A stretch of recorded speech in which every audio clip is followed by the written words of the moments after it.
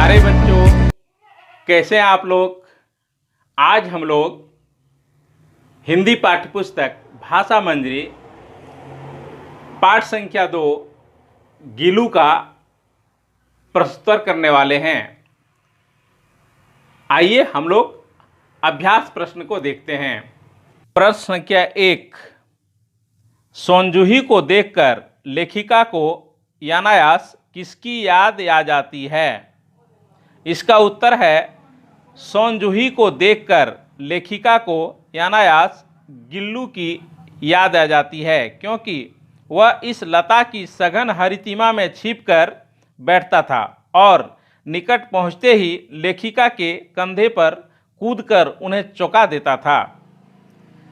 प्रश्न संख्या 2, प्रस्तुत पाठ में लेखिका ने कौवों के बारे में जो विचार व्यक्त किए हैं उन्हें लिखिए। इसका उत्तर है प्रस्तुत पाठ में लेखिका ने कौवों को विचित्र पक्षी एवं काकभुसुंडी कहा है।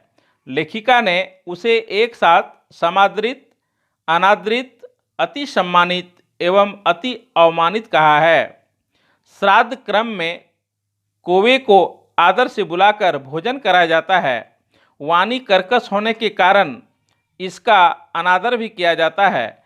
कांव कांव इसकी कर्कश आवाज़ से ही किसी अतिथि आने की सूचना देता है।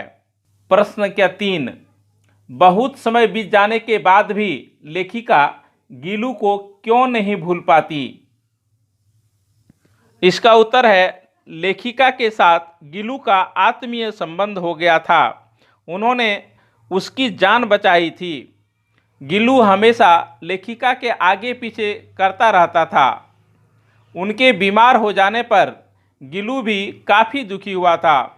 इसलिए बहुत समय बीत जाने के बाद भी लेखिका गीलू को नहीं भूल पाती है। प्रश्न संख्या 4, लेखिका ने गीलू की प्रशंसा किन शब्दों में की है। इसका उत्तर है लेखिका का ध्यान आकर्षित करने के लिए गीलू उनके पैर तक आकर सर से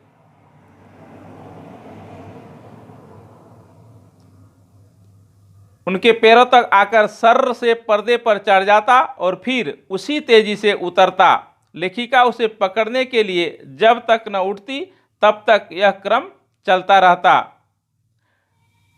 प्रश्न संख्या 5, लेखिका ने गीलू के जीवन में प्रथम बसंत आने का वर्णन किन शब्दों में किया है। जब बाहर की गिलहरियां खिड़की के जाली के पास आकर चिक चिक करने लगी, नीम चमेली की गंध लेखिका के कमरे में हौले हौले आने लगी। लेखिका के अनुसार गीलू के लिए वह प्रथम बसंत था। बच्चों, मैं इस प्रश्न को एक बार फिर दोहरा देता हूँ। लेखिका ने गीलू के जीवन में प्रथम बसंत के आने का वर्णन किन शब्दों में किया है। लेखिका के अनुसार जब बाहर की गिलहरियां खिड़की के जाली के पास आकर चीख चीख करने लगती, नीम चमेली की गंध लेखिका के कमरे में हौले हौले आने लगी। लेखिका के अनुसार गीलू के लिए प्रथम बसंत था। अगला प्रश्न, सोनजूही की लता के नीचे गीलू को समाधि क्यों दी गई। इसका उत्तर है सोनजूही की लता गीलू के लिए बहुत प्यारी थी। उसी की हरितिमा में वह छिपा रहता था। लेखिका को विश्वास था कि कभी न कभी वह सोनजूही की कली के रूप में जरूर खिलेगा। इसीलिए गीलू की समाधि सोनजूही के लता के नीचे दी गई।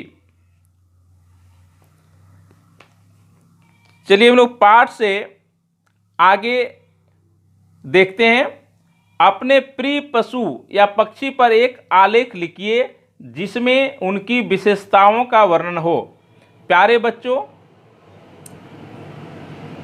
हम लोग किसी न किसी पक्षी या जानवर को घर में पालते हैं और उनके व्यवहार को देखते हैं। तो अपने अपने घरों में पाले जाने वाले पशु पक्षी या जानवर के बारे में गहराई से सोचिए और उनके व्यवहार को देखिए और उनकी विशेषताओं को अपने से लिखने का प्रयास अपनी कॉपी पर कीजिए। अगर किसी के घर में पक्षी या जानवर न हो तो बगल में जो किसी साथी के यहाँ या पड़ोसी के यहाँ कोई जानवर या पक्षी है तो उनके बारे में लिखने का प्रयास करेंगे। लेखिका दुर्घटनाग्रस्त होकर अस्पताल चली जाती है। उनकी अनुपस्थिति में गिलू अपना प्रिय खाद्य पदार्थ काजू दूसरों के द्वारा देने पर बहुत कम खाता है।